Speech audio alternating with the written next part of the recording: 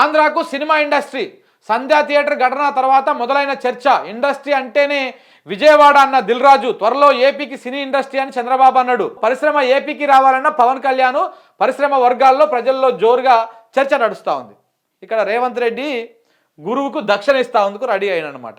అందులో భాగంగానే సంధ్యా ఘటనని ఆసరగా చేసుకొని అల్లు అర్జున్ని అరెస్ట్ చేసి జైల్లో పెట్టి ఒక చర్చ పెట్టి ఒక కథ పెట్టి సినిమా వాళ్ళని టార్గెట్ చేసుకొని ఆయన ఎన్ కన్వెన్షన్ కూలగొట్టడం కాదు మొదలు పెడితే ఎన్ కన్వెన్షన్, సమంత ఇష్యూ, ఇట్లా మోహన్ బాబు ఇష్యూ, మొన్ననేమో అల్లు అర్జున్ ఇష్యూ, ఇట్లా అందరినీ సినిమా వాళ్ళని టార్గెట్ చేసి సినిమా వాళ్ళ మీద ఫోకస్ పెట్టి వీళ్ళందరిని ఎలాగొట్టాలన్నా చేసినటువంటి ప్రయత్నం చేస్తూ ఉన్నారు. చూద్దాం ఏం జరగబోతుందని. నేను చంద్రబాబు కూడా మాట్లాడిండు. మొన్ననేమో ఇదే దిల్ రాజు అన్నట్టు ఆయన మాట్లాడిండు. ఏమని మాట్లాడిండు? సినిమాకి విజయవాడ పుట్టినిల్లు, ఆంధ్రాలోనే సినిమా పుట్టింది, ఇక్కడనే సినిమా పెరిగింది, హైదరాబాద్ అంతా ఉత్తది తూతుంబరం, ఏం లేదు, ఉట్టినే పోయాడ ఉంటున్నాం మేము అట్లా అని చెప్పేసి ఆయన ఇండైరెక్ట్గా చెప్పడం జరిగింది. సో నిన్న చంద్రబాబు కూడా అదే మాట్లాడిండు, పవన్ కళ్యాణ్ కూడా అదే మాట్లాడిండు, ఏపీకి రావాలని చెప్పారు. వీళ్ళు ఉట్టే పోతలేరు కదా.